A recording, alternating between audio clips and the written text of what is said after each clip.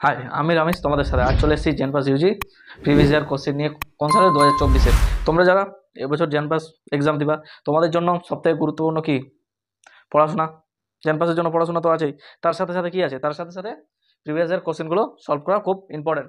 তো আজকে আমরা চলে এসেছি 2024-এর প্রিভিয়াস ইয়ার কোশ্চেন নিয়ে। তো চলো শুরু করা যাক। ক্যাটাগরি 1-এ 41 থেকে 55 নম্বর যে কোশ্চেনগুলো থাকবে সেগুলো কি বায়োলজি। তাহলে বায়োলজির 41 থেকে 55, আর ওইদিকে 5টা থাকবে কি 2 মার্কের বায়োলজিরই। 2 মার্কের থাকবে ওগুলো কি 56 থেকে 60। তাহলে এগুলো হলো তোমাদের বায়োলজি, তোমরা নিশ্চয়ই জানো, ভালো করে দেখেছো।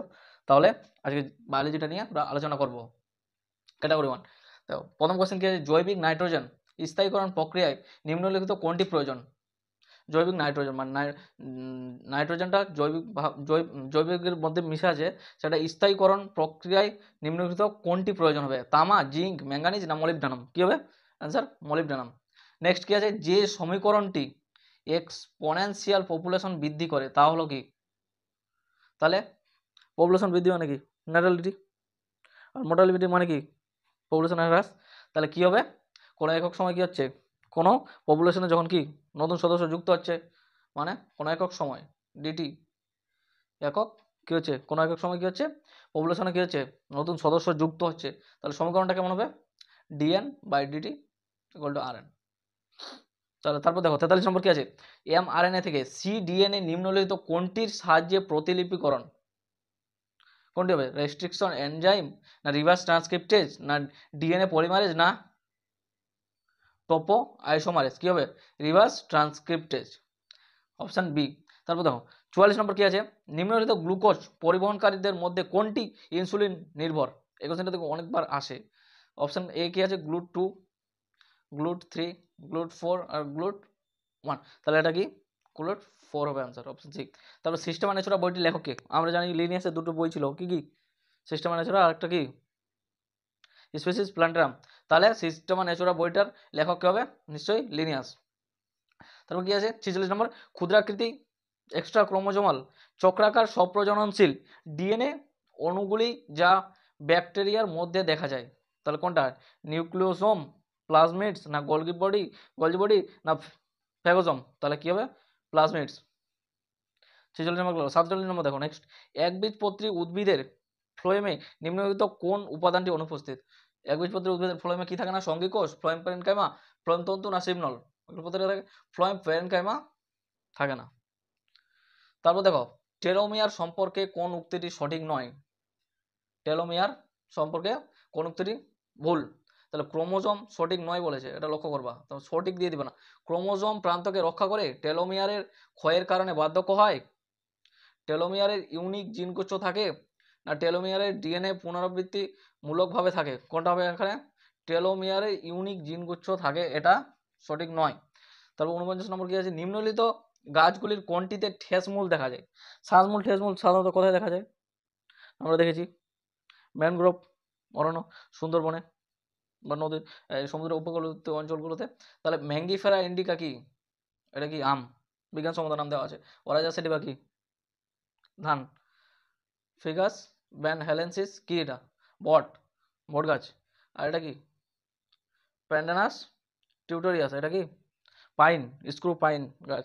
তাহলে এগুলো কোনোটাই কিন্তু ঠেসমূল থাকে না, এটাতে থাকে স্ক্রু পাইন মানে এটাতে। অপশান তাহলে কি হবে, ডি। ড্যাশ মিশ্রিত খাদ্য গ্রহণ করলে এটাই রোগ হয়, এটাই রোগ। আমরা এগুলো ছোট থেকে পড়ে আসি, ভারত দূষণে কি হয়, ক্যাডমিয়াম দূষণে কি হয়, সিসা দূষণে কি হয়। তাহলে ইটাই রোগ কিসের হয়, ক্যাডমিয়াম। Option B.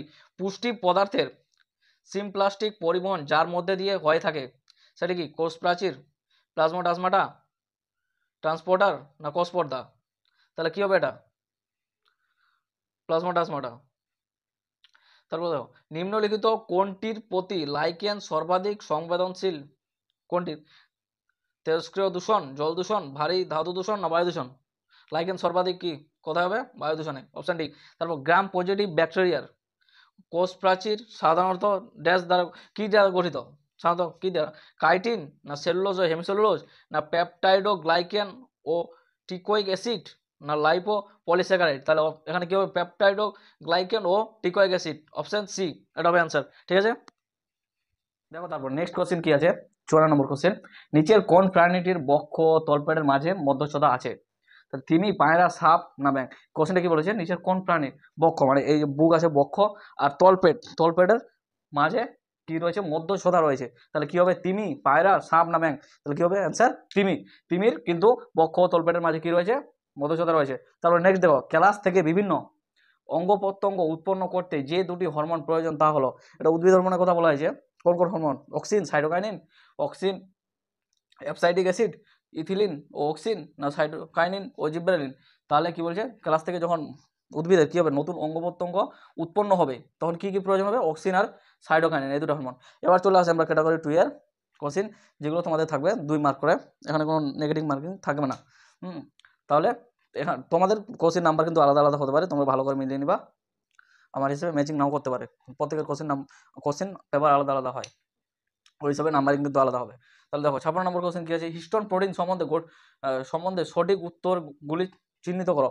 তাহলে হিস্টোন প্রোটিন এর সঠিক কি কি, হিস্টোন প্রোটিন সম্বন্ধে, ইহা আম্লিক প্রকৃতির হবে, হিস্টোন প্রোটিন কি আম্লিক প্রকৃতির? না। ডিএনএ কে ঘন সন্নিহিত হতে সাহায্য করে, এটা ঠিক হবে। ইহা ধনাত্মক, হিস্টোন প্রোটিন কি ধনাত্মক? হ্যাঁ, পজিটিভ। ইহা সাধারণত অ্যারোমেটিক অ্যামাইনো অ্যাসিড দ্বারা নির্মিত, না, বলে। তাহলে কি কি হবে, অপশন বি, ডিএনএ কে ঘন সন্নিহিত হতে সাহায্য করে, আর কি অপশন সি, ইহা ধনাত্মক। তারপর দেখো 57 নম্বর কোশ্চেন কি আছে, সঠিক বাক্যগুলি চিহ্নিত করো, সঠিক কি? তাহলে আমাদের পড়ে দেখতে হবে কোনটা সঠিক হচ্ছে, গ্লুকোজ বা গ্যালাক্টোজ রিপ্রেসরকে যুক্ত করে নিষ্ক্রিয় রাখে, এটা কি ঠিক? না, এটা ঠিক না। তারপর দেখো, ল্যাকটোজের অনুপস্থিতিতে রিপ্রেসরের সঙ্গে অপারেটর যুক্ত হয়, অবশ্যই। জেড জিন পারমিয়েজ কোড করে, না, হবে না। যখন মাধ্যমে গ্লুকোজের তুলনায় ল্যাকটোজ বেশি, তখন ল্যাক অপারেন্স সক্রিয় হয়, এটা ঠিক। তাহলে কি কি সঠিক হচ্ছে আমাদের, অপশন বি আর অপশন ডি। তারপর দেখো 58 নম্বর কোশ্চেন, নিম্নলিখিত কোন ধরনের রক্ত একজন এ পজিটিভ রক্ত গ্রুপ গ্রহীতার দেহে প্রবেশ করানো যাবে? এ পজিটিভ যারা আছে, যে ব্যক্তির এ পজিটিভ আছে, সে কোন কোন রক্ত গ্রহণ করতে পারবে? তাহলে এ প্লাস নিতে পারবে নিশ্চয়ই, ও পজিটিভ নিতে পারবে, আর ও নেগেটিভ নিতে পারবে, কিন্তু এ পজিটিভ নিতে পারবে না। তাহলে অপশন কি করছে, এ, সি আর ডি। তারপর দেখো, বিটি তুলা ও বিটি কটন হলো একটি কি জিনগতভাবে পরিবর্তিত গাছ, না একটি পতঙ্গ প্রতিরোধী গাছ, সমস্ত কীটনাশক প্রতিরোধী, না একটি ব্যাকটেরিয়া ঘটিত জিনের প্রকাশ ব্যবস্থা? তাহলে বিটি কটনের ক্ষেত্রে কি কি বৈশিষ্ট্য আমরা দেখেছিলাম, এটা একটি জিনগত পরিবর্তিত গাছ। নেক্সট কি, এটা পতঙ্গ প্রতিরোধী, পতঙ্গদের ক্ষেত্রে প্রতিরোধী, আর একটা কি, একটি ব্যাকটেরিয়া ঘটিত জিনের প্রকাশ ব্যবস্থা, বিটি কটন। তাহলে অপশন সি বাদে এগুলো অ্যান্সার হচ্ছে। তারপর নিম্নলিখিত কোন গ্যাসগুলির কারণে সাধারণত গ্রিন হাউস এফেক্ট হয়ে থাকে? গ্রিন হাউস গ্যাস বিশ্ব উষ্ণায়নের সময় কি হয়, বিশ্ব উষ্ণায়ন কি, পৃথিবীর উষ্ণতা দিন দিন বেড়ে যাচ্ছে, এর প্রধান কারণ কি, গ্রিন হাউস এফেক্ট বা গ্রিন হাউস গ্যাস। তাহলে গ্রিন হাউস গ্যাসগুলির কারণে হচ্ছে সাধারণত, তাহলে প্রধান কোন গ্যাসগুলির সাধারণত গ্রিন হাউস এফেক্ট হয়ে থাকে, কোন গ্যাসগুলির জন্য এই গ্রিন হাউস এফেক্টটা কার জন্য হচ্ছে, methane, carbon dioxide, nitrogen dioxide, আর সিএফসি তো জানো, সিএফসি আর methane, carbon dioxide, nitrogen dioxide, এই দুটো হবে অ্যান্সার। সালফার ডাইঅক্সাইড আর কার্বন মনোক্সাইড এগুলো হবে না, ঠিক আছে। তাহলে বুঝা গেল আমরা আজকে কি আলোচনা করলাম, জেএনপাস ইউজি 2024-এর প্রিভিয়াস ইয়ার কোশ্চেন নিয়ে আলোচনা করলাম। তাহলে যদি তোমাদের এই ভিডিওটা কোনো উপকার হয়ে থাকে, তাহলে নিশ্চয়ই সাবস্ক্রাইব করে সঙ্গে থাকো পরবর্তী কোনো ভিডিওর জন্য, ঠিক আছে। তাহলে এ পর্যন্ত আজকের মতো, দেখা হচ্ছে পরের ভিডিওতে।